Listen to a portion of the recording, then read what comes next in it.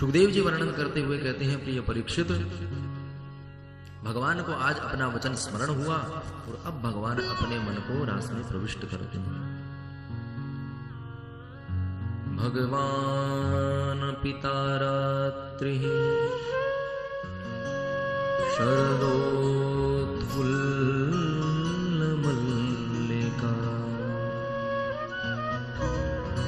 वीक्षरन्तुं मनश्चक्रे योगमायामुपाश्रितः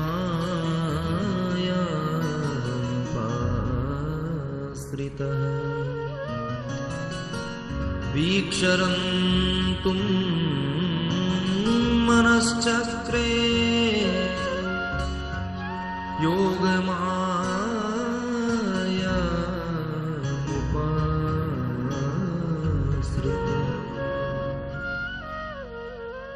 शरद पूर्णिमा की सुंदर सुहावनी रात्रि का भगवान ने जब दर्शन किया तो भगवान ने भी ब्रजबामाओं के साथ महारास करने का विचार बनाया।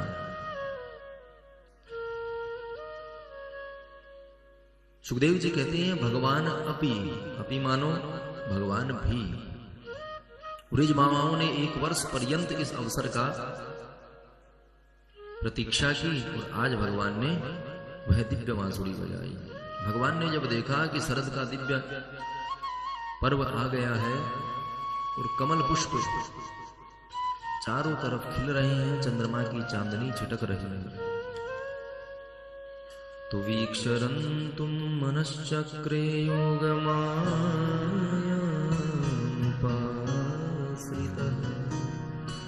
योग माया का भगवान ने आश्रय लिया। योग माया माने योगाय संयोगाय या माया कृपा। योग माया का आश्रय लेकर भगवान ने यह दिव्य रास रचाना प्रारंभ किया।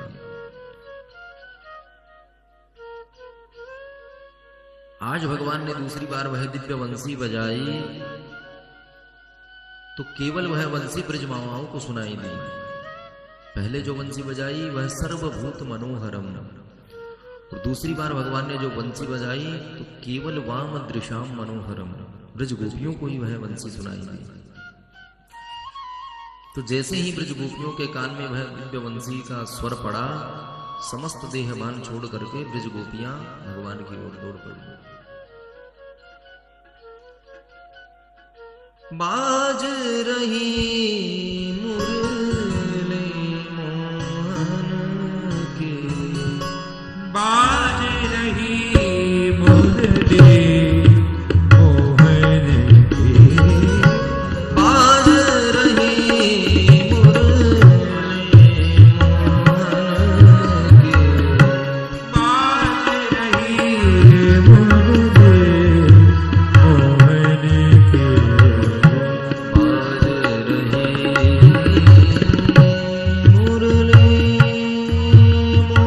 मोहन की,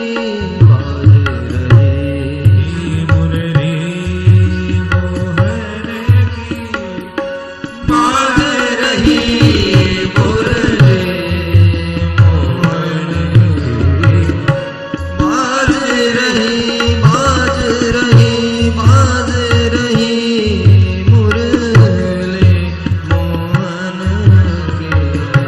बाज रही मुरली मोहन की। निशम्य गीतं तदनङ्गवर्धनम्, निशम्य गीतं तदनङ्गवर्धनम्, निशम्य गीतं तदनङ्गवर्धनम्, निशम्य गीतं तदनङ्गवर्धनम्। व्रजश्रिय कृष्ण गृहीत मानस, ब्रजश्रिया कृष्ण गृहीतमानस, आजगमुरण्यो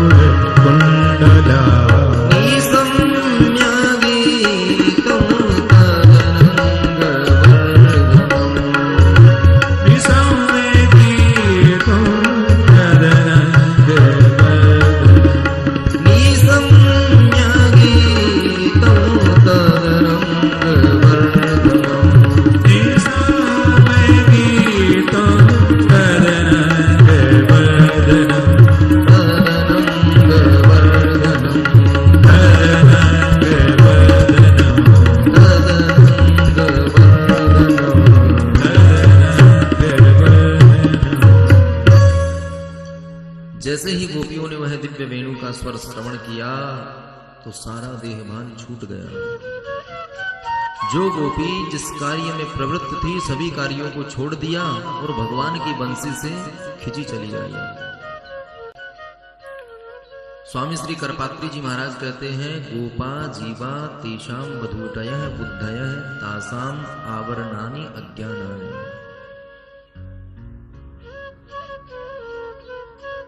चीर चुरा करके भगवान ने जो भी जीव हैं उनकी कुबुद्धि का हरण किया। एक बार जिसका आवरण हरण हो जाए फिर वह जीव संसार में भले ही रहे पर संसार की माया उसे बाधित नहीं कर सकती। तो गोपियों का भी चीर चुरा करके भगवान ने उनका मोह जाल माया जाल दूर किया और अब केवल वो भगवान को ही अपना प्रेमास्पद मानती है। गोपियों का स्वरूप जो है महात्मा के स्वरूप के जैसा हो गया, उन्हें किसी भी चीज में आसक्ति नहीं है। और आज तो गोपियां देह भान ही भूल गई।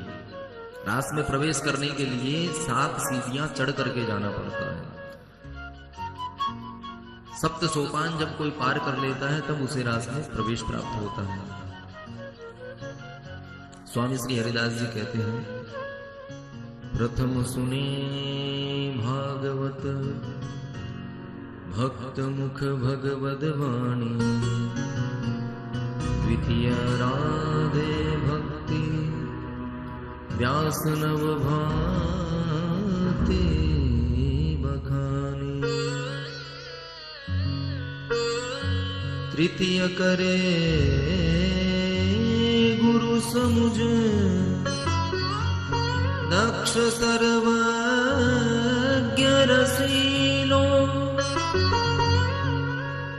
और चौथे हो विरक्त बसे वन माज जसीलो, और 5 भूले देह सुधी, छठे भावना रास की, और 7 पावे रीति रस स्वामी श्री हरिदास। स्वामी श्री हरिदास जी महाराज कहते हैं कि प्रत्येक कार्य में योग्यता की आवश्यकता पड़ती है। किसी पद प्रतिष्ठा को भी प्राप्त करना होता है उसमें भी योग्यता दी जाती है कि 10वीं वालों को भी लिया जाएगा, कि जिनने बीकॉम किया है उनका ही नंबर आएगा। किसी की शिक्षा शास्त्री होना आवश्यक है, किसी का बीएड होना आवश्यक है। तो उसी प्रकार महाराष्ट्र में प्रवेश करने का क्या नियम है, क्या मान्यता है, क्या योग्यता है। तो श्री हरिदास जी महाराज जिन्होंने इतनी सेवा ठाकुर जी की कि स्वयं वृंदावन बिहारी सहज रूप में प्रकट हो गए। बिहारी जी की मूर्ति बनाई हुई नहीं, अभी तो स्वयंभू प्रकट हुई है। तो जिन्होंने इतनी भगवान की आराधना की कि अपने प्रेम से जिन्होंने भगवान को प्रकट कर दिया, उन्होंने यह प्रमाण पत्र दिया कि इन रीति से यदि कोई चले तो भगवान उसको सहर्ष स्वीकार करते हैं। क्या क्या योग्यता होनी चाहिए स्वामी जी बता रहे हैं कि प्रथम सुने भागवत, सबसे पहले तो भागवत जी को सुनना प्रारंभ करें। भगवत प्रेम यदि किसी को चाहिए तो भागवत जी की कथा नित्य श्रवण करें। सुनने से क्या होगा, बोले जब किसी के गुणों का हम ज्यादा श्रवण करते हैं तो हमारी उत्सुकता जगती है कि उससे मिलना भी चाहिए भैया, कैसा है। तो किससे सुने, बोले भक्त मुख भगवद वाणी, किसी ऐसे महापुरुष से सुने जो भगवान का भक्त हो, नित्य भगवान का अर्चन करता हो, संध्योपासन करता हो और परंपरा युक्त कोई वैष्णव हो। केवल भागवत जी कहनी है इसलिए जटाएं ना बढ़ा करके घूमने लग जाए, और भागवत जी जिस महीने में नहीं है उस महीने बढ़िया जींस पहन के घूमे तो वो अपराध होता है। तो भगवान का जो भक्त हो उसके मुख से ही भागवत सुनना, ये पहला नियम बताया। आगे क्या करें, बोले द्वितीय आराधे भक्ति, उसके बाद भक्ति से भगवान का आराधन करें। तो बोले महाराज उसकी विधि क्या है? बोले व्यास नव भांति बखानी।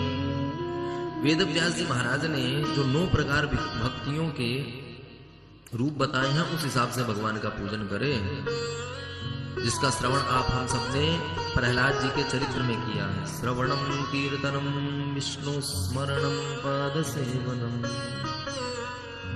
तो इस प्रकार 9 जो भक्ति के क्रम हैं क्रमशः उनका पालन करें। ठीक है महाराज, वो भी हो जाए। उसके बाद तो तीसरे में बताया कि किसी परम वैष्णव भगवान के भक्त और भक्ति युक्त महापुरुष का वर्ण करके उसको गुरु बनाओ। ऐसे नहीं कि गुरु पूर्णिमा पे मन में हो गई कि हम भी आज गुरु पूर्णिमा है, चलो नारियल फल ले जाते हैं, कोई गुरु से मंत्र ले आते हैं। तो वो आपका मंत्र लेना एक औपचारिकता मात्र है। जब तक किसी वस्तु का हमें महत्व पता ना हो, उसके प्रति समर्पण ना हो, वह हमारे जीवन में सार्थक नहीं हो सकता। एक गुरु जी के हजारों चेला होते हैं, पर कोई कोई जो है जिन पर गुरु कृपा होती है,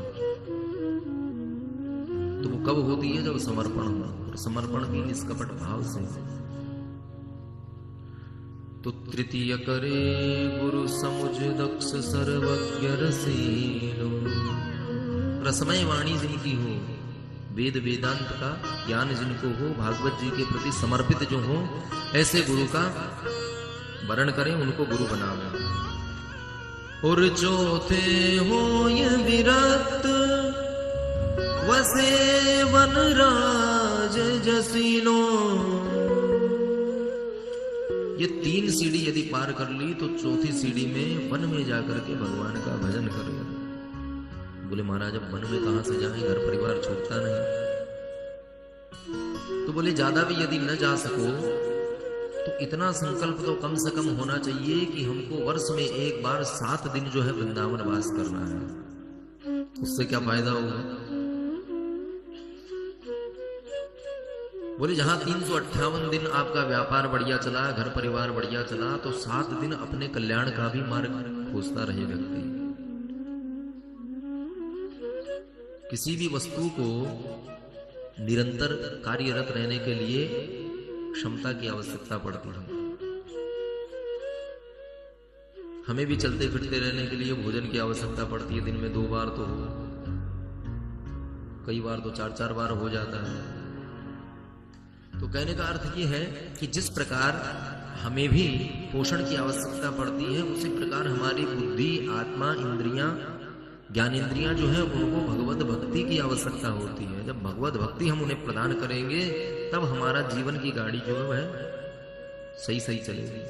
तो वर्ष में एक बार वृंदावन वास अवश्य करें। 7 दिन का संकल्प लेकर के किसी ब्रज रसिक वक्ता से ही भगवान के गुणगण श्रवण करेगा। तो भगवत रसिक स्वामी हरिदास जी कहते हैं कि चौथे चरण में विरक्त होकर के अथवा घर परिवार से मोह त्याग करके भले ही एक सप्ताह ही रह करके भगवान का भजन करे, पर भजन अवश्य करे। और 5 भूले देह सुधी, छठे भावना रस की। जब भगवान की कथा सुनते सुनते इतनी निमग्नता हो जाए, इतनी भगवत कृपा हो जाए कि उसको अपने देह की भी सुधि ना रहे और बिल्कुल चित्त इधर उधर न जाकर के भगवान की कथा में ही लगे, तब वह 5वीं सीढ़ी पार कर लेता है। और तब उसके हृदय में भगवान से 6वें चरण में मिलने की उत्सुकता जगती है कि भगवान का स्वरूप कैसा है, भगवान का रूप कैसा है, भगवान की मुस्कान कैसी है। हम भी भगवान से मिलना चाहते हैं। बड़े बड़े अधिकारियों से मिलना तो सबको ही चाहता है, पर केवल फोटो खिंचवाने तक ही सीमित है। जैसे ही फोटो खिंच गई फिर उनकी तरफ मुंह करके भी नहीं देखते महाराज। बाबा जी कल आए तो इतने ढेर लगे थे यहाँ पे, किसी की मुंडी भले ही ना निकल रही हो, मोबाइल आगे तक निकल रहा था, हम यहीं से देख रहे थे। तो उनको महाराज जी के दर्शन करने की उत्सुकता थोड़ी, उनको तो कहीं भी प्राय वस्तुतः क्या होता है, आजकल हमारी बुद्धि में इतनी उद्विग्नता हो गई है कि जो रस बरस रहा है उस रस का हम आनंद नहीं ले पाते।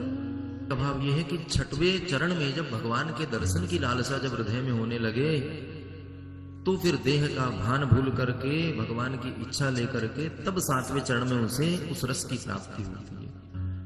साते पावे रीति रस श्री स्वामी हरिदास। जब समस्त विषयों से मन हट जाता है, किसी में भी अनुरक्ति नहीं रहती, तब भगवान कृपा करके वह दिव्य अपना प्रेम रस प्रदान करते हैं। तो आज गोपियों की भी वही स्थिति है, घर परिवार से आसक्ति छूट गई और केवल भगवान के लिए तत्पर रहती हैं। कैसी स्थिति हो गई? जैसे ही भगवान की बंसी सुनाई दी तो गोपियां अलग अलग काम में लगी हुई थी। कोई गोपी संज्ञाओं बना रही थी, बनाते बनाते ही चूल्हे पे छोड़ करके भग गई। एक गोपी लीपा पोती कर रही थी। लीपा पोती माने समझते हैं? जो पुराने लोग हैं वो अच्छे से समझते हैं और आज वाले अपने हिसाब से समझते हैं। लीपा पोती का अर्थ होता है कि पहले घरों में गोबर लीपा जाता था, आजकल चेहरों पे लीपा जाता है। बोलो राधे राधे। तो एक गोपी अपने घर में लेपन कर रही थी, जैसे ही बंसी सुनाई दी कि उस कार्य को छोड़ करके भी भग गई। एक गोपी के कान में भगवान की बंसी पड़ी तो नाक की नथ को कान में पहन करके दौड़ गई। इतनी निमग्न है कि उनको होश ही नहीं है। एक गोपी को सुनाई दिया तो उल्टे सीधे वस्त्र पहन करके भग गई महाराज। भगवान ने जब बंसी बजाई तो एक गोपी काजल लगा रही थी, तो बंसी सुनते ही काजल को छोड़ करके ऐसी दौड़ लगाई कि एक आंख में काजल लगा लिया, दूसरी में लगाया ही नहीं। लिम्पन्त्यः प्रमृजन्त्योऽन्या अंजन्त्यः कांश्च लोचने व्यस्तस्तवस्त्राभरणा काश्चित् कृष्णान्तिकं ययुः। ये विचार मत करना कि ये सब बातें हम आपको प्रसन्न करने के लिए, हंसाने के लिए कर रहे हैं। वस्तुतः शाश्वत सत्य है जो भागवत जी में श्लोकबद्ध रूप से लिखा हुआ है। गोविंद से मिलने के लिए गोपियां जैसे ही भागी तो एक पति ने जब देखा कि मेरी पत्नी भागे जा रही है, दरवाजा बंद करके कुंडी लगा दी, ताला लगा करके चाबी अपने पास रख के चला गया। अब गोपी के मन में इतना विरह हुआ कि आज मेरी सखियां जो है भगवान का अंग संग प्राप्त करेंगी, भगवान की सेवा करेंगी और मैं उससे वंचित रह जाऊंगी। तो उसके हृदय में इतना क्लेश हुआ कि क्यों मुझे यह शरीर मिला, जिस शरीर का माध्यम भगवान की प्राप्ति का ही है, उसी शरीर के होने के कारण आज मैं भगवान को प्राप्त नहीं कर पाऊंगी। उस शरीर का ये ऐसा बंधन है, ऐसा मेरा रिश्ता है कि मेरे पति ने मुझे बंद कर दिया और मैं भगवान के उस प्रेम से वंचित रह जाऊंगी। तो घर में ही लगा के समाधि बैठ गई। इतना उसको विरह हुआ, इतना उसको ताप हुआ कि उसके जितने भी कर्म बंधन थे उसी ताप के आगे नष्ट हो गए, जल करके भस्म हो गए। ये देह हमें मिलता है तो हमारे पाप और पुण्य कर्मों के अनुसार मिलता है, और जब पाप पुण्य कर्म संपन्न हो जाते हैं तो ये देह भी छूट जाता है। तो उस गोपी को भगवत प्राप्ति के लिए इतना विरह हुआ, भगवान के लिए इतना प्रेम जगा कि उसके सारे पाप जो है क्षीण हो गए और दिव्य देह लेकर के सबसे पहले भगवान के समक्ष पहुंच गई।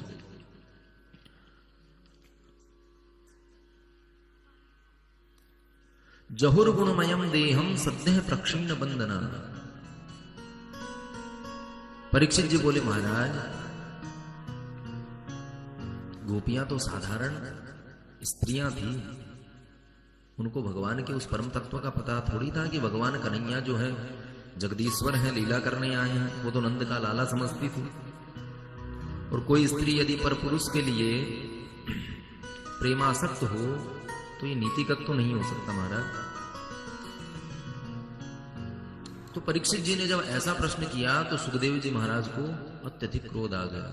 बोले तुम उन भगवान पे आक्षेप लगा रहे हो? अरे जो परमात्मा सबको सब कुछ प्रदान करने वाला है उस पे तुम संदेह कर कैसे सकते हो? तब प्राचीन कथा जो है परीक्षित जी को सुखदेव जी ने बताई कि गोपियां कोई साधारण स्त्रियां नहीं, गोपियां तो प्राचीन समय में रामावतार में जब भगवान वनवास को गए तो जिन जिन ऋषियों ने राम जी को देखा तो उनके मन में ऐसी कामना हो गई कि हम भी स्त्री होते तो हम भी राम जी से विवाह कर लेते। हम भी गलबैया डाल करके भगवान के साथ नृत्य करते हैं। उस अवतार में भगवान राम जी जो है पुरुषोत्तम थे, मर्यादित थे। तो भगवान ऋषियों का मंतव्य तो समझ गए। तो उस समय भगवान ने उनको मानो मन से ही वरदान प्रदान किया कि इस समय तो हम मर्यादा में हैं, पुरुषोत्तम हैं, पर अगले जन्म में हमारा जब जन्म होगा उस समय आपको भी स्त्री जन्म ही प्राप्त होगा और आपकी यह कामना जो है उस जन्म में पूर्ण करूंगा। प्रमाण आया है, तदा महर्षयः सर्वे दंडकारण्यवासिनः दृष्ट्वा रामं हरिं तत्र भोक्तुम् इच्छन् स विग्रही। तदा महर्षयः सर्वे दंडकारण्यवासिनः, अरण्य में वन में रहने वाले ऋषियों ने जब राम जी को देखा तो उनके मन में उत्सुकता हो गई कि इतना सुंदर राम जी का विग्रह है, हम भी इनकी पत्नी बन जाएं, हम भी इनकी प्रेयसी बन जाएं। तो राम जी ने अगले अवतार में उनकी मनोकामना पूर्ण की। तो हमें तो वह स्त्री ही लग रही थी। जिन्होंने उनको स्त्री रूप में देखा उनको तो यही लगा कि भगवान ने स्त्रियों के साथ रास रचाया, नृत्य किया, पर वस्तुतः वह पूर्व जन्म में ऋषि थे जिनको भगवान ने आज यह दिव्य रस प्रदान किया। जैसे ही गोपियां भगवान के समक्ष आई तो भगवान ने देख करके प्रश्न किया, ब्रूतागमन कारणम। आते ही भगवान ने सर्वप्रथम स्त्रियों का स्वागत किया। स्वागतम वो महाभागा प्रियम किम करवाणि वः व्रजस्यानामयं कश्चित् ब्रूतागमन कारणम। पूर्व जन्म के सभी बाबा जी इस जन्म में स्त्री बनकर के जैसे ही आए तो भगवान ने पहले तो बहुत स्वागत किया, आइए आइए महाराज, आइए देवियों। और जैसे ही देवियां आई और प्रसन्न हो गई कि देखो भगवान हमारी आव भगत कर रहे हैं, तो तुरंत भगवान ने प्रश्न कर दिया, ब्रूतागमन कारणम, कैसे आना हुआ। अब तो गोपियों का दिमाग खराब। आप सभी को निमंत्रण भिजवाया जाए कि तिवाड़ी परिवार की ओर से कल भंडारा होना है, हवन के बाद में आप सबको प्रसाद पाने आना है। और आप जैसे ही प्रसाद पाने आए तो दरवाजे पे ही महाशय मिल करके आपसे पूछे, बताओ कैसे आना हुआ, क्या स्थिति होगी। तो यही स्थिति गोपियों की हुई। भगवान ने जब वेणु वादन किया तो मानो उनको निमंत्रण दिया। तो भगवान ने निमंत्रण तो दे दिया, गोपियां समझ भी गई, आ भी गई, पर जैसे ही आई तो भगवान ही पूछ रहे हैं, बताओ कैसे आना हुआ। अब महाराज अब क्या कहें, तो शांत हो गई। शांत होकर के शीश को नीचे झुका लिया और पृथ्वी को कुरेदने लगी। प्राय बच्चों को कोई डांट दे, ऊपर हाथ करवा करके खड़ा कर दे, तो थोड़ी देर बाद वो भी ऐसे ही करते हैं। कभी कोई धरती को कुतरता है, कभी कान खुजाता है, कभी नाक खुजाता है। तो गोपियां भी जो है पृथ्वी को खुजाने लगी अपने नाखून से।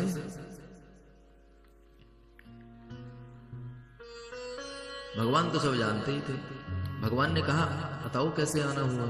जब गोपियां कुछ नहीं बोली तो भगवान ने कहा, अच्छा अच्छा शरद पूर्णिमा है, चंद्रमा देखने आई हूं, घर से दिखाई नहीं देता तो जंगल में बहुत बढ़िया दिखाई देता है, इसलिए चंद्र दर्शन करने आई हूं। बहुत बढ़िया बात है, आना भी चाहिए। अपने पति की लंबी आयु के लिए चंद्र दर्शन करो, व्रत करो, बहुत बढ़िया बात है। और यदि चंद्रमा के दर्शन कर लिए हो, चांदनी को देख लिया हो, तो अपने घर को पधारो। परंतु ध्यान रखना, जंगल में हो, ज्यादा देर हो गई तो कोई भालू से तुम्हारा नाश्ता कर जाएगा। अभी तो हम हैं तुम्हारी रक्षा में। फिर भी गोपियां कुछ नहीं बोली। गोपियों ने नाम सिर हिला दिया कि हम चंद्रमा की चांदनी देखने नहीं आए। भगवान बोले, अच्छा अच्छा, पतिदेव से झगड़ा हो गया है कि हम ही पूर्णिमा का व्रत करते हैं, आप हमारे लिए भूखे नहीं रह सकते। प्राय ऐसा होता है महाराज, कभी चौथ का व्रत आ जाए तो कभी पूर्णिमा का व्रत आ जाए तो सभी देवियां ही चाहते हैं हमारे देवता भी भूखे ही मरे, हम क्यों बनाएं इनके लिए। तो भोजन न बनाना पड़े इसके लिए प्रेम प्रस्तुत किया जाता है कि आप यदि हमसे प्रेम करते हो तो आप भी हमारे साथ ही व्रत करो। तो भगवान भी मानो वही व्यंग कर रहे हो कि पति से झगड़ा हो गया इसलिए दौड़ करके जंगल में आ गई। ये सही बात नहीं है। पति परमेश्वर का स्वरूप होता है, उसकी आज्ञा में देवियों का चलना परम आवश्यक है। गोपियों ने सर हिलाया, भगवान हमारी पतियों से भी कोई लड़ाई नहीं हुई।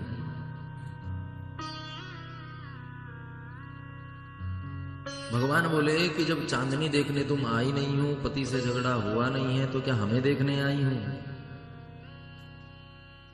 अब गोपियां कुछ नहीं बोल रही।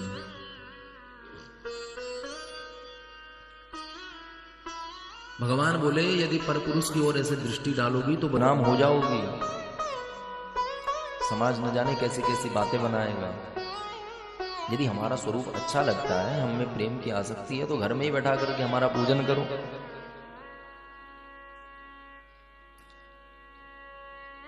लोक मर्यादा का ध्यान रखना स्त्री का सबसे परम कर्तव्य है। और लोक मर्यादा जब भंग हो जाती है तो फिर उसका कहीं भी सम्मान नहीं होता। बदनामी एक बार किसी व्यक्ति की हो जाए, फिर चाहे जितना वो मर्यादित रहे, चाहे जितना सत्कर्म करें, पर वो बातें कहीं न कहीं निकल करके आती ही हैं। इसलिए लोक मर्यादा का ध्यान रखना स्त्री का परम कर्तव्य है। तो भगवान ने भी आज देवियों से यही कहा, और भगवान ने अब स्पष्ट कह दिया कि तुम अपने घर को लौट जाओ। तब गोपियों को कष्ट हुआ। गोपियों ने मन में विचार बनाया कि इन्होंने स्वयं ने निमंत्रण दे करके बांसुरी बजा करके हमको बुलाया है, और हम जब आ गई तो फिर हमको कह रहे हैं कि वापस लौट जाओ। आज तक गोपियां जो हैं भगवान से टेढ़ी चलती थी। भगवान कोई भी बात कहते थे तो गोपियां टेढ़ी चलती थी, क्योंकि प्रेम की जो गति होती है प्राय टेढ़ी ही होती है। अहिरिव गति प्रेमना स्वभाव है कुटिला भवे।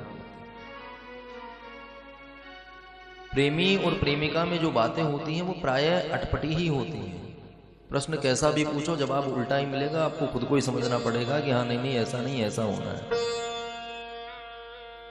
तो आज तक गोपियां भगवान से टेढ़ी बातें करती थी, तो आज भगवान ने भी खूब टेढ़ी बातें की।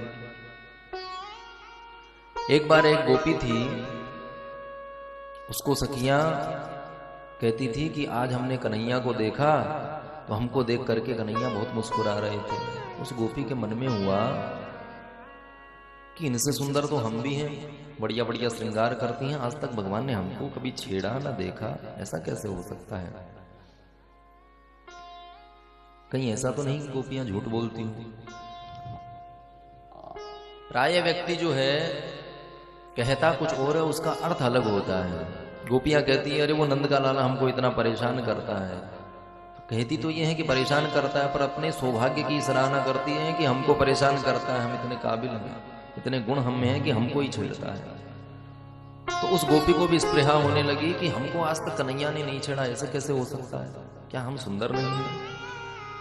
तो आज घर जाकर के सबसे पहले बढ़िया श्रृंगार किया, बढ़िया लीपा पोती की, और सज धज के दही की मटकी लेकर के वह गोपी भी निकली। नंद बाबा के आंगन के सामने जाकर के जोर जोर से आवाज लगावे लगी। प्राय दही बेचने वाले जो होते हैं, कोई भी वस्तु बेचने वाले होते हैं, वो अपनी वस्तु का ही नाम लेते हैं। वो गोपी घर के आगे जाकर के कहती है कन्हैया ले लो, कान्हा ले लो। दधी को नाम बिसर गई ग्वालन, और भगवान का नाम कहती फिरे। भगवान अंदर समझ गए कि कोई हमारे प्रेम में बावरी हुई गोपी आई है। भगवान ने आकर के जैसे ही देखा तो भगवान समझ गए। भगवान ने गोपी का पल्लू जैसे ही पकड़ा तो गोपी भगवान से कहती है अरे कन्हैया, ऐसे ही मेरा पल्लू पकड़ेगा तो मेरी बदनामी हो जाएगी। तू तो बच्चा है, तेरे को कोई कुछ कहेगा नहीं, पर मैं तो सारे जगत में बदनाम हो जाऊंगी, छोड़ दे मेरा हाथ। कन्हैया बोले कि जब हमारा नाम ले लेकर के पुकार रही हो तो हमारे दर्शन कर भी तो आई हो, क्या तुम नहीं चाहती हम तुम्हें छेड़े? बोले नहीं नहीं कन्हैया।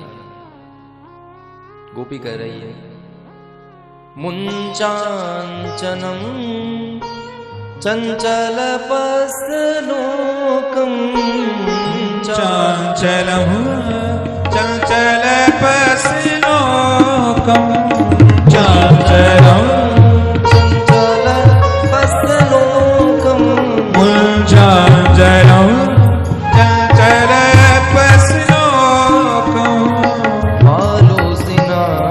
आलोसिनालोकयसे कलङ्कम् आलोसिना लोकयसे कलङ्कम् गोपाल गोपालन पंडितोऽसि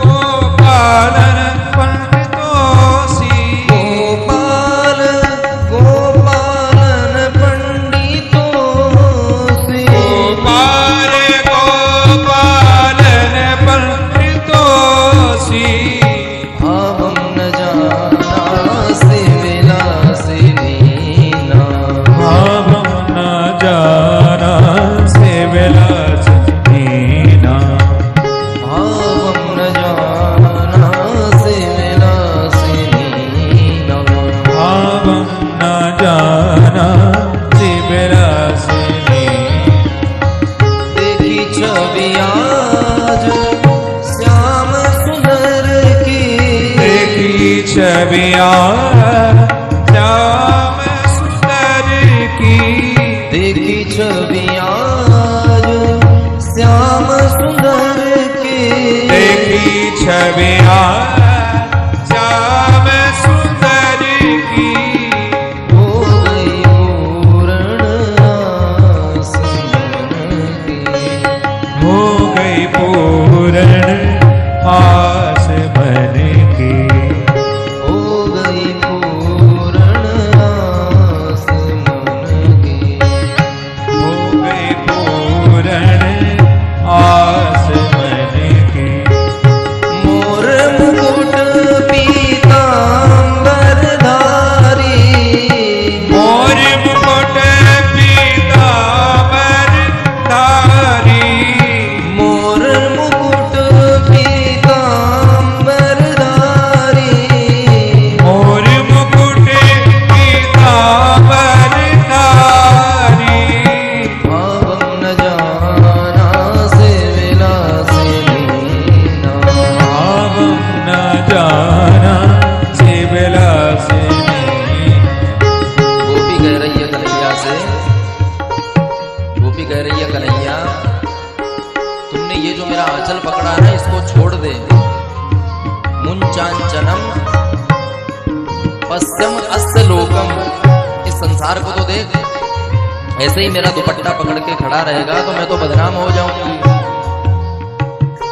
और तू ठहरा बच्चा तेरी कोई बदनामी होनी नहीं है गोपी जब बार बार कहने लगी तो भगवान ने उसका पल्लू छोड़ दिया और जैसे ही भगवान ने दुपट्टा छोड़ा तो पीछे से क्या कहती है गोपाल गोपालन पंडितोऽसि गोपाल गोपालन पंडितोऽसि गोपी कहती है कन्हैया तो गैया चराने को ही पंडित है केवल गैया ही तुम्हें चरानो आवे उसके अलावा तो हमारे हृदय के भाव को नहीं समझे भावं न जानासि विलासिनी नाम जानासि विलासिनी मुञ्चाञ्चनं पस्य मुञ्चाञ्चनं पस्य मुञ्चाञ्चनं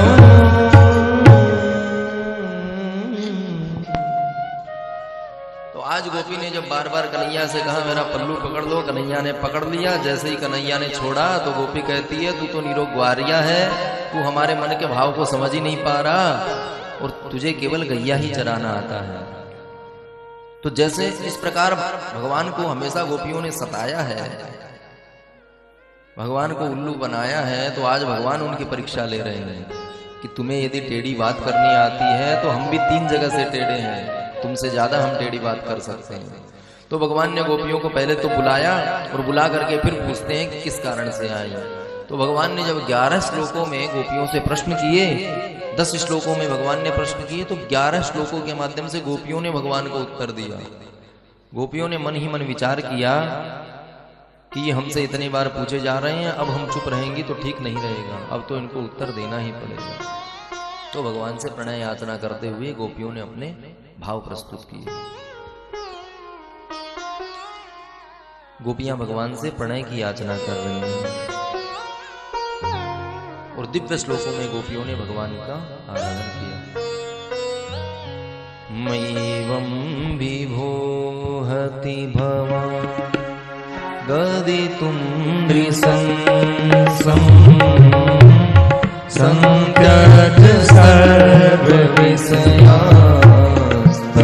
पादमूलम् भक्ताभजस्व दुरव गृहमात्यजास्मान् देवो यथा विपुरुषो भजते मुमुक्षुम् मैवं विभो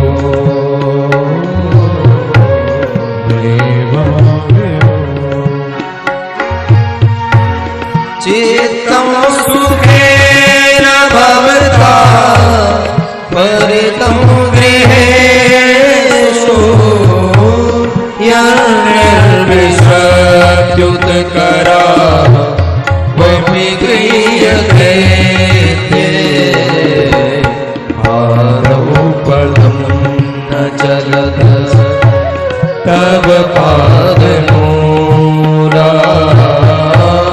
यावत्ततं व्रजमतो करवाम किं वा मैवं विभो मैवं विभो सिञ्चाङ्गरस्त्वतदरा मृतपूरकेण हासावलोक्यकलगी तदरेच्छयाग्नि नो चेद्वयं विरहजा युपयोक्तदेहा ध्यानेन याम पदयो पदवीसकेते मैवं विभो मैवं विभो मैवं विभो।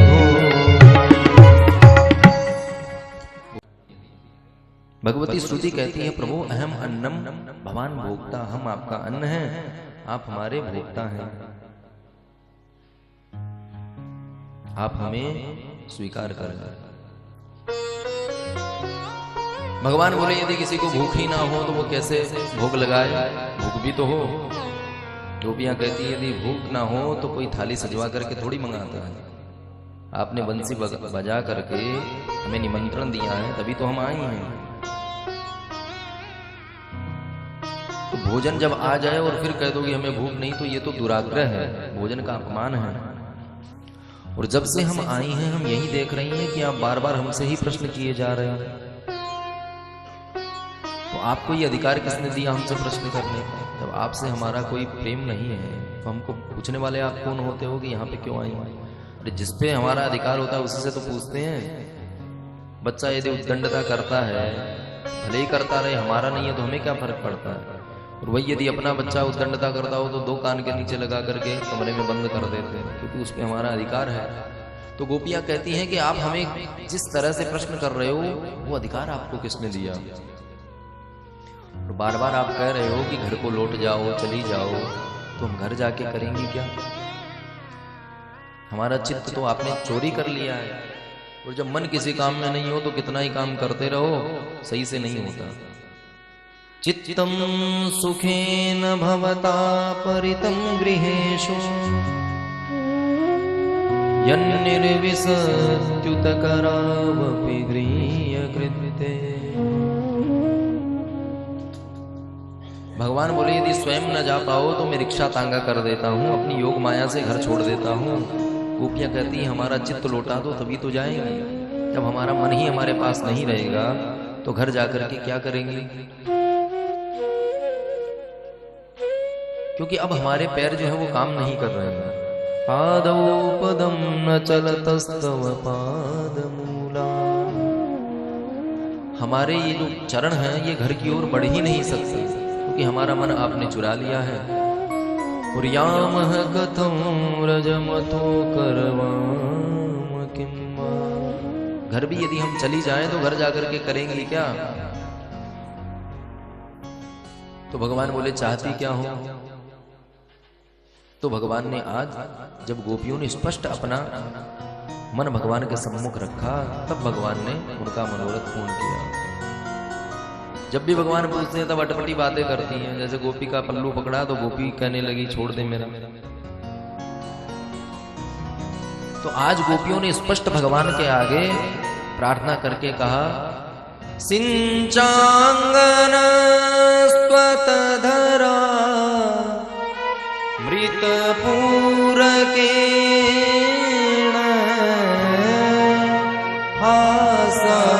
लोक कलगी तजरेच्छयाग्नि नो चेद्वयं विरजा न्युपयुक्त देहा ध्यानेन याम पदयो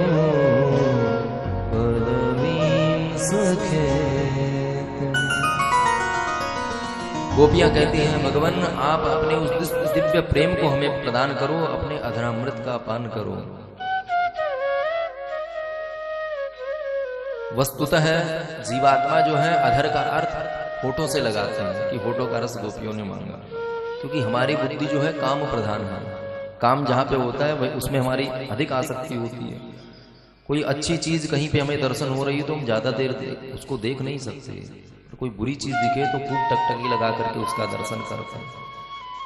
तो शब्द तो लिखा हुआ है सिंचांगन स्वतधरा, गोपियां कह रही हैं कि आप हमें अपनी अधर सुधा का पान कराओ। पर शास्त्र में प्राय क्या है, शब्दों के अनेक अर्थ होते हैं और वह सब मर्यादित होते हैं, कोई भी अर्थ जो है वह असभ्य नहीं हो सकता। तो यहाँ पे अधर का अर्थ क्या किया? बोले धरा का अर्थ होता है धरती, अधरा, तो ए हटा दो, धरा का अर्थ हुआ धरा अर्थात धरती, और जिसके आगे ए लग गया तो उसका अर्थ हुआ जो धरती पे व्याप्त नहीं है।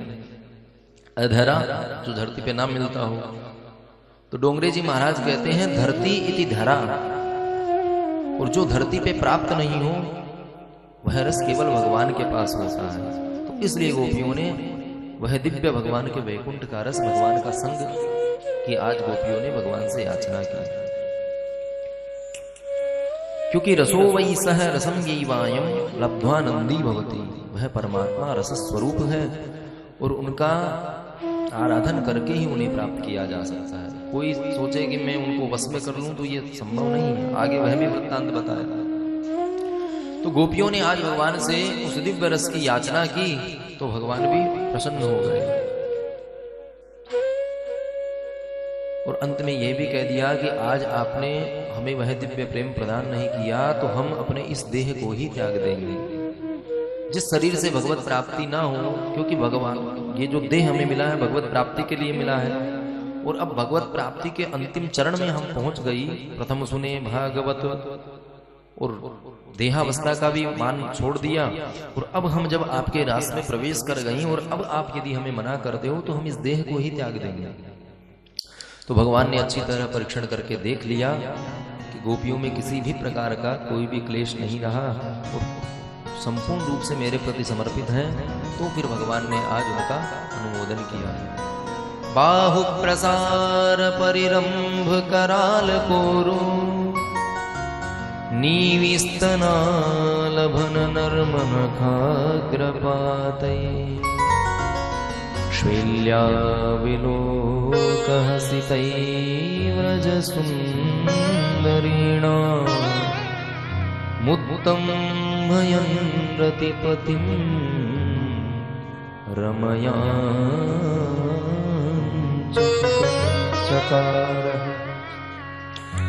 ताता थैया करके भगवान कन्हैया थिरक उठे, परंतु जैसे ही कन्हैया ने रास का मन बनाया कि कामदेव आ गया, जो कि हम चर्चा कर रहे थे, मनुष्य और स्त्री का जो देह होता है उसमें काम प्रधान होता है, और भगवान धरती पर ये लीला कर रहे हैं, तो धरती पे काम का भी अपना एक स्वरूप होता है, अपना एक स्थान होता है। तो भगवान ने जैसे ही उन महात्माओं के साथ, जो पूर्व जन्म में महात्मा थे, उनके साथ रास विहार करने का मन बनाया, तो कामदेव प्रकट हो गया। तो क्या कामदेव की इतनी हिम्मत है कि भगवान के बिना बुलाए उनके स्थान पर प्रवेश कर जाए? बाबा जी जहां चाहे वहां आ सकते हैं, पर हमारी इतनी हिम्मत नहीं जाकर के बाबा जी के सामने बैठ जाए। कितनी परमिशन लेनी पड़ती है, लेटर लिख करके देना पड़ता है, तब वहां से अनुमति मिलती है कि इतनी तारीख को इतनी बजे आपसे महाराज जी मिलेंगे। तो महाराज जी का अपना पद प्रतिष्ठा है। तो क्या कामदेव को भगवान का डर नहीं है, या भगवान की प्रतिष्ठा इतनी छोटी है कि कोई भी पहुंच सकता है? तो इस शंका का समाधान करते हुए कहते हैं, भगवान अपितारात्रि। प्रारंभ में सुखदेव जी ने जो कहा भगवान अपितारात्रि, भगवान ने उस रात्रि में मन बनाया, तो भगवान अपी का अर्थ होता है भी। तो भगवान ही नहीं, केवल कामदेव को भी भगवान ने, गोपियों को ही निमंत्रण नहीं दिया बंसी बजा करके, कामदेव को भी बुलाया। कामदेव को क्यों बुलाया भाई? ये तो भगवान की दिव्य लीला, इसमें काम का क्या कार्य है? मानो भगवान कहना चाहते हैं कि कामदेव को अत्यधिक स्वयं पे अभिमान है कि मेरे प्रहार से आज तक कोई बच नहीं सका। ब्रह्मा जी की बुद्धि मैंने बिगाड़ी,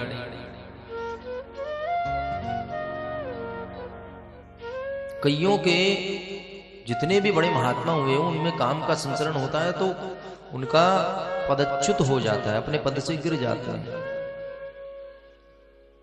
नवम स्कंद में आपने कथा का श्रवण किया कि सोबरी मुनि जी जो सब कुछ त्याग करके जमुना जी के भीतर बैठ करके तपस्या करते थे कि हमारे में ये संसार के काम क्रोध ना आ जाए, तो हजारों वर्ष जब तपस्या करते हुए उनको यमुना जी में बीत गए, तो जैसे ही आंखें खुली उन्होंने एक मत्स्य का मैथुन देख लिया, और मत्स्य के बीच में जो काम क्रिया उन्होंने देखी, तो उनके हृदय में भी काम का संचरण हो गया कि भाई इस कार्य में तो बहुत आनंद मिलता है।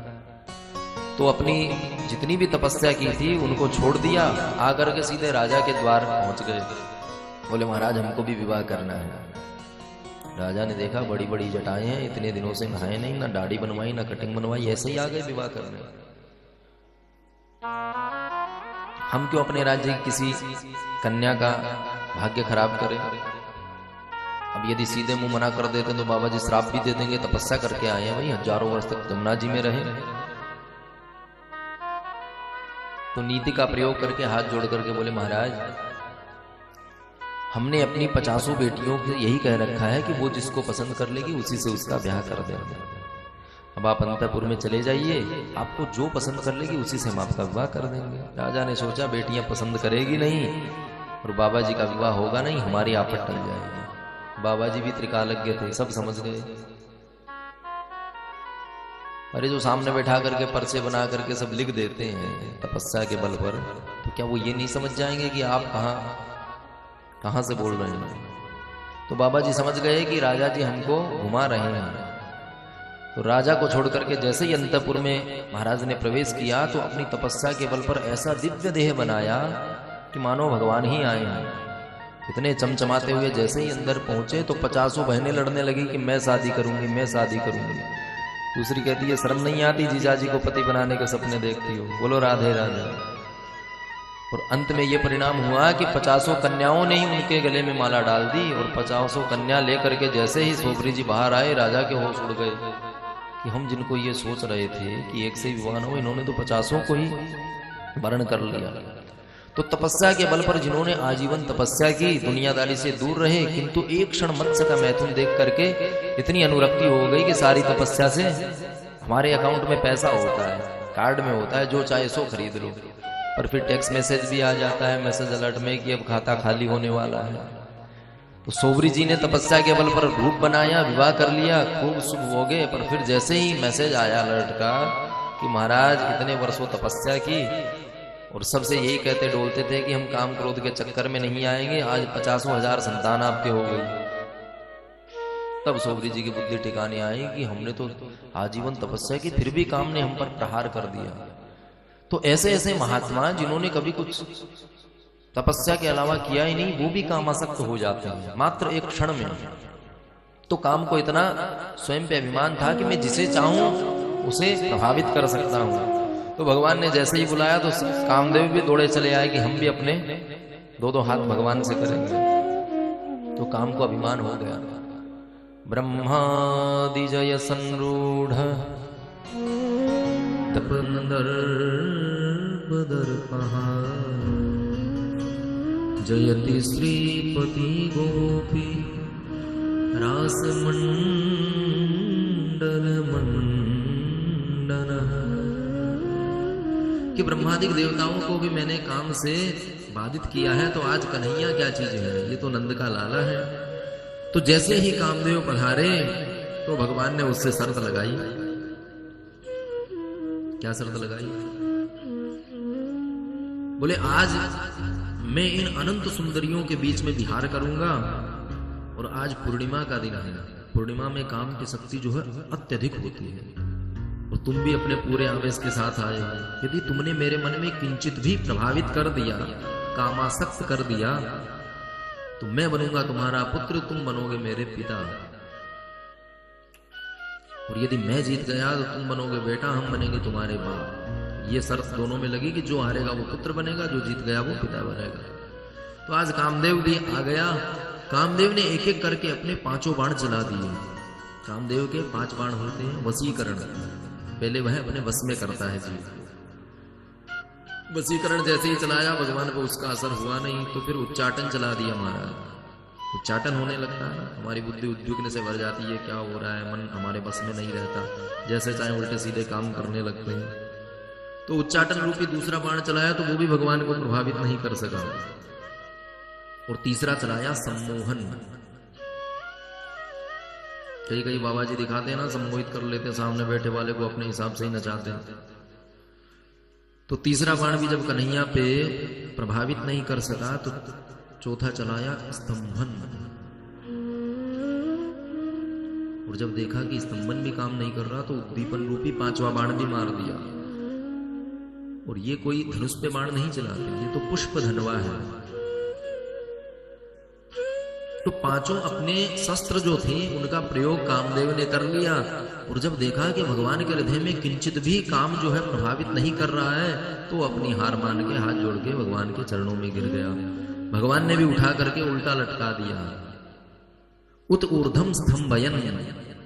भगवान ने कहा, तुमने इतने देवताओं को, इतने महात्माओं को परेशान किया है, आज हम तुमको उल्टा लटका देते हैं, और अब तुम्हें हमारा बेटा बनना पड़ेगा, हम बनेंगे तुम्हारे बाप। तो मानो मोहर तो भगवान ने उसी समय लगा दी। जब कोई हार जाता है तो वो पिता जैसा ही होता है, जो कहे वो मानना पड़ता है। किंतु अगले जन्म में प्रद्युम्न जो है वो भगवान के काम रूपी पुत्र ही बन करके आया। तो उस अवतार में भगवान ने यह अपनी शर्त जीत करके जनता को प्रमाण दिया। तो आज काम जब भगवान से हार गया, तो भगवान को नाम दिया अच्युत न चवती स्वरूपा। जो अपने पद से न गिरे वह अच्युत। अच्युत नाम दे करके काम तो चला गया। बोल अच्युत भगवान की जय। अब गोपियों के साथ भगवान ने रास रचाने का मन बनाया। तो जैसे ही भगवान उनके साथ थिरकने लगे, तो गोपियों ने विचार किया, ये त्रिलोकी के जो स्वामी हैं, ये हमारे इशारों पे नाच रहे हैं। हम जैसे नचा रही हैं वैसे नाच रहे हैं, तो हम भी किसी से कम थोड़ी हैं। अरे प्रधानमंत्री जी हमारे कथनानुसार कोई कार्य करे, हमारे ऑर्डर से चले, तो हमें भी अभिमान हो जाएगा, हम प्रधानमंत्री जी से कम है क्या? तो गोपियों को भी अभिमान हो गया कि जो समस्त जगत का मालिक है वो हमारे इशारों पे नाच रहा है, इसका मतलब हमारी भी पदवी इनसे कम नहीं है। और भगवान तो अंतर्यामी है, भगवान समझ गए कि अभिमान आ गया इनके भी, और जहां आता है अभिमान वहां से खिसक जाते हैं भगवान। तो जैसे ही गोपियों को यह अभिमान हुआ, भगवान वहां से अंतर ध्यान हो गए। अंतर्हिते भगवती सहसैव प्रजांगना। गोपियों के मध्य से भगवान जैसे ही अंतर्हित हुए कि सभी विकल हो उठी और सबको भान आया, अरे हमारे कन्हैया तो हमें छोड़ करके चले गए। जैसे ही देखा कि हम सबके मध्य से कन्हैया अदृश्य हो गए हैं तो अत्यधिक विकल हो गई। पीड़ित हृदय से दर दर भटकने लगी और भगवान का अन्वेषण करने लगी। और जो प्रेम में पागल होता है उसे भान नहीं रहता। तो चलते चलते मार्ग में वृक्षों से पूछने लगी, अरे वृक्ष, तुमने हमारे कन्हैया को जाते देखा? वृक्ष क्या उत्तर देते? जैसे ही आगे बढ़ी कि तुलसी का एक बिरवा दिखाई दिया, हाथ जोड़ के बोलती, अरे देवी तुलसी, तुम भगवान की प्राण प्रिया हो, भगवान तुम्हारे बिना भोजन स्वीकार नहीं करते, तो क्या तुमने भगवान को देखा है? हमारे कन्हैया यहां से गुजरे हैं। उसी समय हवा का एक झोंका आया तो तुलसी भी हिलने लगी। दूसरी गोपी कहती है, ये हमारी सोतन है, ये थोड़ी बताएंगी, ये तो स्वयं चाहती है कि भगवान केवल इसी के ही अधीन रहे। अपने प्रेमी को किसी और से ज्यादा बात करते देखो तो ईर्ष्या होने लगती है। तो गोपियों ने भी ऐसी तुलसी जी की व्याख्या की कि ये हमारी सोतन है। जैसे ही गोपियां आगे बढ़ी तो आगे बढ़ करके गोपियों ने विचार किया कि हमको भगवान की कृष्ण की लीला करनी चाहिए। जब हम उल्टी सीधी लीला करेंगे तो भगवान आकर के कह देंगे, हमको ऐसे क्यों बदनाम करती हो, ऐसी लीलाएं हमने थोड़ी की है। तो जब उल्टी सीधी करेंगे उनकी बदनामी होगी तो झटपटा के स्वयं आ जाएंगे। तो गोपियां सब बैठ गई। एक गोपी पूतना बन गई, पूतना दूसरी गोपी कृष्ण बन गई। कृष्ण बनी गोपी ने पूतना को मार दिया और जोर से चिल्लाने लगी, देखो देखो ब्रजवासियों, मैंने पूतना का वध कर दिया, भगवान नहीं आया।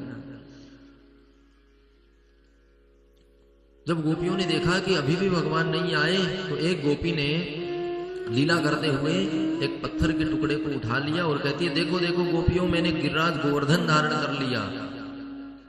अब आप सब किसी प्रकार की चिंता मत करो, इंद्र का भयजल आपको प्रभावित नहीं कर सकता।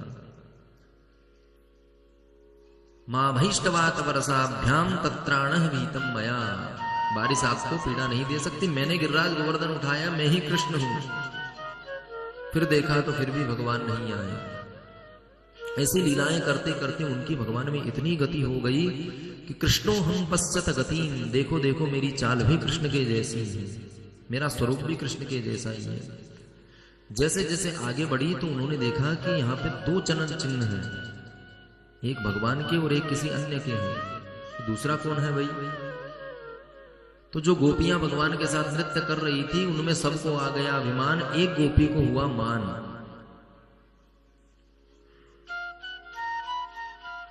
तो मान हुई गोपी को लेकर के तो कन्हैया वहां से अदृश्य हो गए, किंतु जिनको अभिमान हुआ उनको छोड़ करके चले गए।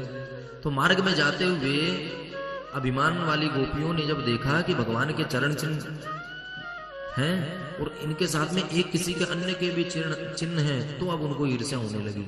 हो न हो उनके साथ में कोई और भी है, वो कौन है?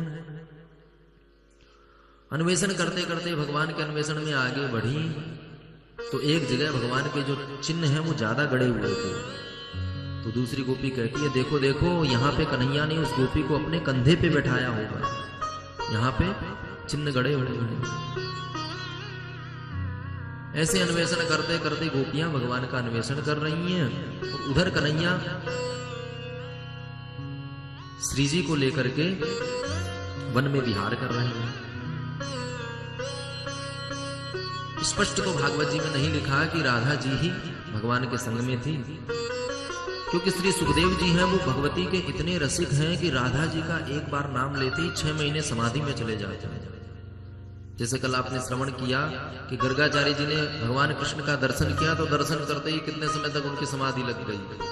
तो उसी प्रकार सुखदेव जी जो हैं श्री किशोरी जी के इतने रसिक हैं कि एक बार यदि गलती से भी राधा नाम उनके मुंह से निकल गया तो 6 महीने उनको भान नहीं रहता कि दुनिया में क्या हो रहा है। और सुखदेव जी परीक्षित जी को 7 दिन की कथा सुना रहे हैं, तो यदि राधा जी का नाम ले लेंगे तो 7 दिन तक तो परीक्षित के तो 7 दिन पूरे हो जाएंगे और सुखदेव जी 6 महीने बाद होश में आएंगे। तो कहीं भी स्पष्ट रूप से राधा जी का स्मरण किशोरी जी, श्री जी कहकर के ही सुखदेव जी ने किया है। तो रसिकों की मान्यता है कि श्री राधा जी ही भगवान के संग में थी। जैसे ही चलते चलते दोनों के पैर थक गए तो किशोरी जी कन्हैया से कहती हैं, प्यारे जू अब तो मुझसे चला भी नहीं जा रहा।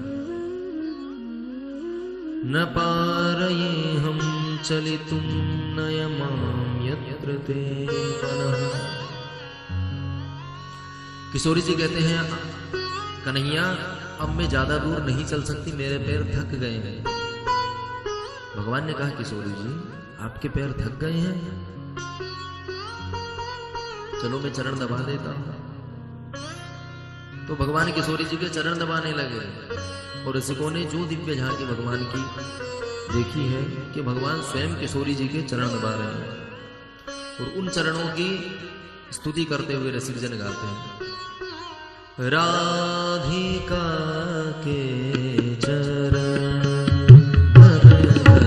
राधिका के चरण राधिका के चरण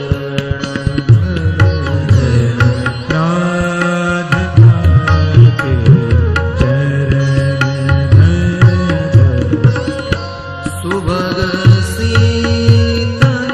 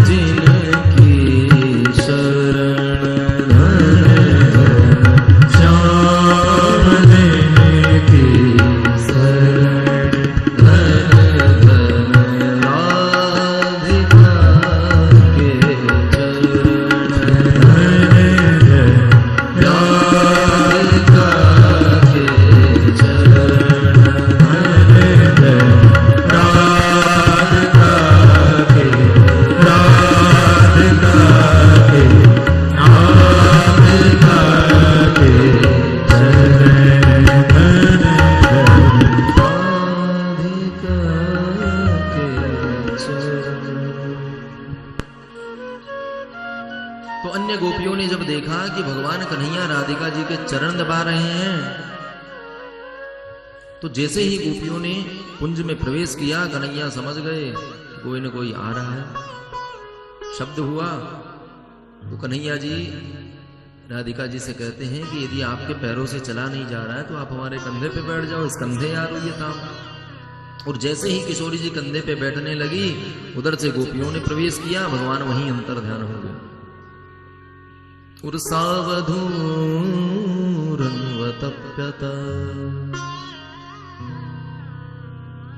किशोरी जी भी भगवान के प्रेम में विफल हो गई और सभी गोपियां जो हैं किशोरी जी को शांति प्रदान करने लगी। सभी ने अन्वेषण करते हुए भगवान को इतना खोजा पर भगवान नहीं मिले। तो किशोरी जी ने कहा कि हम जितना उनको खोजने जाएंगे उतना ही वह घने वन में जाएंगे। उनके पैरों में यदि हमारे कारण कोई तकलीफ होती है तो उसका कारण हम ही बनेंगे। तो किशोरी जी के कहने के कारण सभी ने एक स्थान पर बैठ करके और पुनः पुलिनमागत्य, यमुना तट पर आकर के भगवान का वह दिव्य रस और भगवान का वह दिव्य गीत गाना प्रारंभ किया और भगवान से प्रेम की याचना की। गोपियां भगवान की वह दिव्य स्तुति कर रही हैं। गोपी गीत भागवत जी का सबसे मधुर गीत है और बड़ा ही रसप्रदायक है। तो आज गोपी गीत के माध्यम से गोपियों ने भगवान को यमुना जी के तट पर पुकारा और यह दिव्य अनुष्ठान करके भगवत प्रेम की, भगवत प्राप्ति की याचना की। गोपियां गा रही हैं, जयति तेधिकम् जन्मना व्रज श्रयत इंदिरा शाश्वत रही। जयति सता दे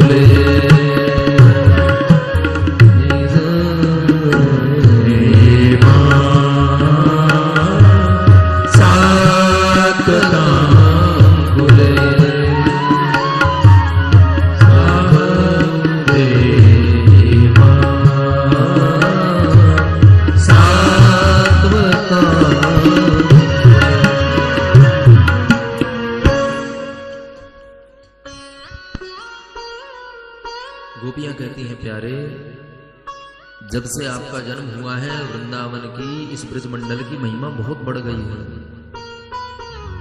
पहले लोग जो हैं वैकुंठ के लिए तरसते थे, पर आज वृंदावन के लिए, ब्रजमंडल के लिए तरसते हैं। पहले सभी देवताओं की जो पंक्ति है वह वैकुंठ की ओर जाया करती थी, और आज हमारे इसी ब्रजमंडल में आकर के सभी आपकी स्तुति करते हैं। तो आपने मानो यहाँ जन्म लेकर के वृंदावन का, ब्रजमंडल का महत्व बढ़ा दिया।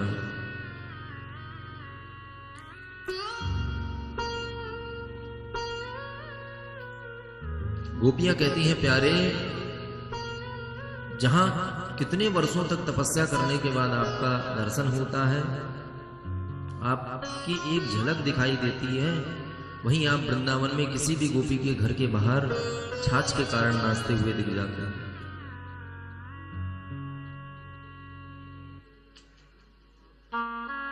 भगवती लक्ष्मी जो अत्यधिक दुर्लभ है, जो आपके चरण दबाती है, उनको यह फल प्राप्त नहीं होता जो हम गोप ग्वालों को प्राप्त होता है। और जब आपका जन्म हुआ तो रमा क्रीडन भूनृपः, सुखदेव जी ने कहा कि राजन ऐसा लगता है जैसे लक्ष्मी जी यहाँ पर खेल रही हूँ, नृत्य कर रही हूँ। नंद बाबा ने जब भर भर के लुटाना प्रारंभ किया तो ऐसा लगने लगा कि लक्ष्मी जी सदा के लिए ब्रजमंडल में ही आ गई। हे प्रिय परमेश्वर, अब तो हमें दर्शन दो, दीक्षुतावका, देखो देखो हम तुम्हारी हैं। आप जब हमको इस तरह से छोड़ करके चले जाते हैं तो हमको अत्यधिक कष्ट होता है।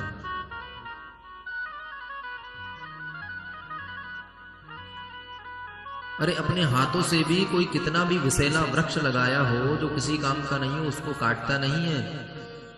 और आपने तो हमें इतनी बार हमारी रक्षा की, इतने दुष्टों से बचाया, दावाग्नि का पान किया, और अब आप ही हमें इस तरह छोड़ गए कि हमारा प्राणांत हो जाए। तो इतना निष्ठुर तो कोई नहीं होता। तुम्हारी निष्ठुरता को देख करके लगता है न खलु गोपिका, आप यशोदा मैया के, नंद बाबा के लड़के नहीं हैं। क्योंकि हमारी यशोदा जी तो इतनी स्नेहमयी है, करुणामयी है, दयामयी है, पर आप में तो कहीं दया का दर्शन ही नहीं होता। फणिफणार्पितं ते पदाम्बुजम् कृणुकुचे सून कृन्दिरिच्छयम्। अरे आपने हमारी रक्षा के लिए क्या क्या नहीं किया। कालिया नाग की फनाली पर जब ताता थैया कर कर आप थिरक रहे थे तो उस विस्तर का समस्त विष आपके इन चरणों ने पमन करा दिया। तो जो चरण कालिया नाग का विषमन करा सकते हैं, क्या हमारे हृदय में ये जो पीड़ा है इसका नाश नहीं कर सकते? हे प्रभु, कृपा करके आप हमें दर्शन दो। गोपियां कहती हैं, आपके दर्शन के समय आंखों भी पलक भी गिर जाए तो ब्रह्मा जी के लिए हमारे मुंह से गाली निकलने लगती हैं कि ब्रह्मा जी ने, विधाता ने ये हमारी पलकें क्यों बना दी, जो कि हमारे आपके दर्शन में बाधक होती हैं। और प्रभु, आप हमको इस तरह से छोड़ के गए हैं कि इतना समय होने के बाद भी आपका दर्शन नहीं हो रहा है। त्रुटिर्युगायते त्वाम अपश्यताम, एक पल भी आपको देखे बिना जब व्यतीत होता है तो हमको लगता है मानो युग बीत गया हो। आपके लिए ही हमने अपने पति पुत्र परिजनों का परित्याग किया है प्रभु, और अब आप भी हमें त्याग कर देंगे तो हम कहां जाएंगे। अरे जिन चरणों को हम अपने हृदय में धारण करते हुए भी सकुचाती हैं, डरती हैं कि हमारा हृदय इतना कठोर है, आपके चरण सुकोमल हैं, उन चरणों से आप यदि जंगल में दौड़ लगाओगे तो आपको क्या पीड़ा नहीं होगी। हे प्रभु, आप उस कंटका किरण में मार्ग में ना जाएं, आप लौट आएं। और अंत में गोपियां कह रही हैं, यत्ते सुजात चरणा गुरुहं स्तनेषु भीतासनै प्रियददि महि कर्कशेषु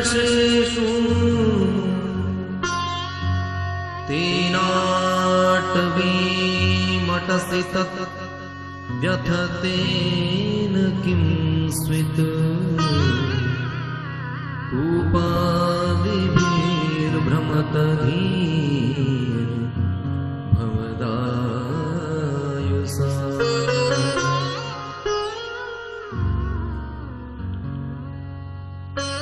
गोपियां कहती हैं प्रभु आप उस कंटका किरण मार्ग में न जाएं, हम यहीं यमुना पर बैठ करके आपकी प्रतीक्षा करती हैं, कृपया आप हमें अपना दर्शन दे। और ऐसा कहते हुए गोपियां रुदन करने लगी। रुरुदुहु सुस्वरम राजन कृष्ण दर्शन लालसा। भगवान के प्रति गोपियों के हृदय में इतना प्रेम उमड़ा कि अब वह रोते रोते भगवान के प्रतीक्षा में यमुना तट पर ही बैठ गए। और तासामाविरभूचोरिः स्मयमान मुखाम्बुज पीताम्बरधरः स्रग्भिः साक्षात् मन्मथ साक्षात् मन्मथ। गोपियों को जब अत्यंत विफल होते हुए कन्हैया ने देखा, इस विकलता को भगवान भी सहन नहीं कर पाए और उनके सामने पीताम्बरधरः स्रग्भिः साक्षात मन्मथ है, करोड़ों कामदेव को लजाने वाले कन्हैया उनके सम्मुख प्रकट हो गए। कैसे प्रकट हुए? पीताम्बरधरः स्रग्भिः।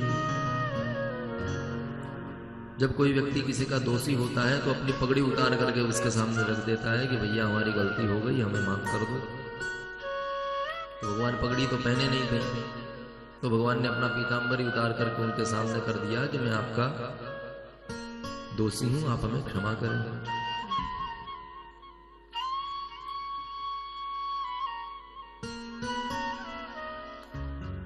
भगवान उनके आंसुओं को पोंछने के लिए पीताम्बर हाथ में लेकर के दौड़ रहे हैं।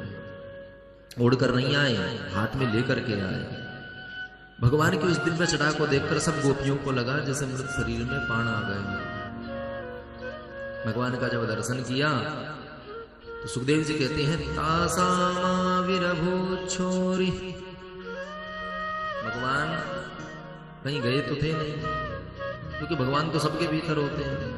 तो अंतर्हिते भगवती सहसैव ब्रजांगना, जो वहां पे अंतर्हित भगवान हुए उसका अर्थ है भगवान कहीं गए नहीं, उन्हीं के भीतर चले गए। अंतर्हिते भगवती। दूसरा अर्थ क्या है? भगवान अपने हृदय से उनका हित चाहते थे, इसलिए भगवान अदृश्य हो गए। तो मानो भगवान उनके हृदय से ही निकल करके सम्मुख आकर के कह रहे हैं कि हमें माफ कर दो। छोरी, मारवाड़ी में छोरी कहते हैं लड़की को।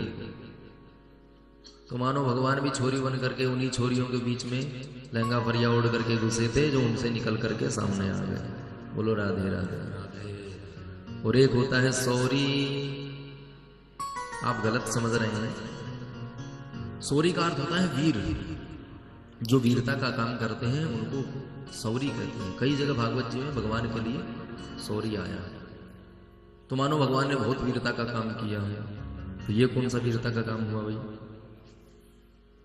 जो आपके लिए प्रेम में पड़ा हुआ उसको छोड़ करके आप चले गए और आए हैं, तो कौन सा वीरता का काम हुआ? तो भगवान सुखदेव जी कहना चाहते हैं कि मानो जब कोई अपराध कर दो तो सामने जाना भी बहुत वीरता का काम होता है। हिम्मत चाहिए, किसी का अपराध करके उसके सामने चले जाओ। ब्रह्मा जी भग गए थे, कल की कथा में आप हम सबने श्रवण किया। और एक होता है सॉरी। अब तक गोपियों को भगवान ने इतना कष्ट दिया, इतनी पीड़ा हुई, तो मानो कान पकड़ करके कह रहे हैं आई एम सॉरी। बोलो राधे राधे। रसिकों के अनेक अनेक भाव हैं, पर इनका मूल अर्थ यही है कि भगवान कहीं गए नहीं थे, उन्हीं के पास थे। तो जैसे ही भगवान उनके सम्मुख प्रकट हुए तो सभी गोपियां जो हैं प्रसन्न हो गई और गोपियों का प्रेम जो है वह उमड़ पड़ा। और आज भगवान ने उनने जो 1 वर्ष पूर्व जो कामना की थी उसको पूर्ण करने के लिए भगवान आज गोपियों के मध्य प्रकट हो गए और वह दिव्य महारास रचाया। बोल रास बिहारी सरकार की जय। तो आइए आप हम सबकी उस रास में प्रविष्ट होकर के भगवान के उस दिव्य प्रेम की याचना करें, प्रेम से करकर धनियों से स्वागत करें। और जो ठुमका लगाना चाहे वो ठुमका भी लगा सकता है, यहाँ पे छूट मिली हुई है। बोल भक्त वत्सल भगवान की। अरे गोकुल में देखो, वृंदावन में देखो रे, मुरली बाजे रे, श्याम संग राधा नाचे रे, श्याम संग राधा नाचे रे। गोकुल में देखो, वृंदावन में देखो रे, मुरली बाजे रे, श्याम संग राधा नाचे रे, श्याम संग राधा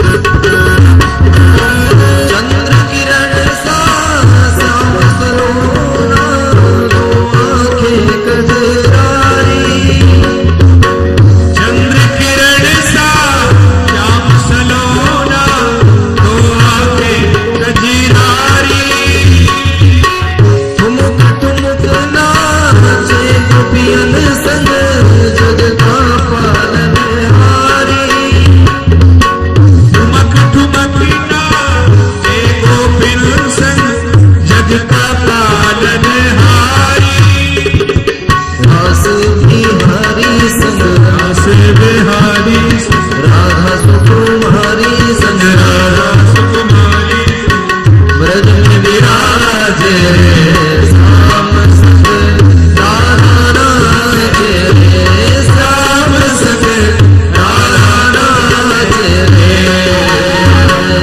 गोकुल में देखो वृंदावन में देखो रे, मुरली बाजे रे, श्याम संग राधा नाचे रे, श्याम संग राधा नाचे रे। रास रचो है, रास रचो है, राधा के संताना रास रचो है, रास रचो है, रास रचो है, राधा के संताना रास रचो है, रास रचो है, रास रचो है, राधा के संताना रास रचो है, रास रचो है, रास रचो है, राधा के संताना रास रचो है, रास रचो है, रास रचो है, राधा के संताना रास रचो है, रास रचो है, रास रचो है, यमुना के दीवाना रास रचो है, राधा रास रचो है, गाना रास रचो है, गाना रास रचो है, गाना रास रचो है,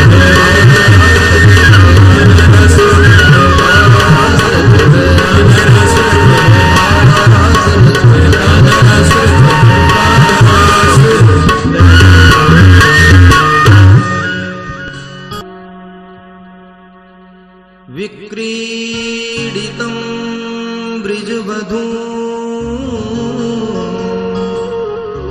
भिरीदं च विष्णु श्रद्धान्वितो नो शृणुयात्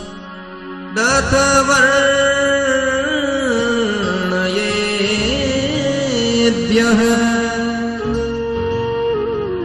भक्तिं परां भगवती प्रतिलब्धकामम्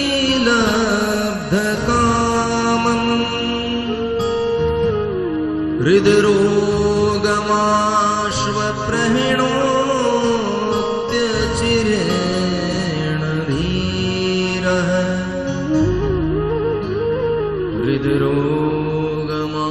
हृद्रोगमाश्वप्रहेणो त्यचिरेण धीरः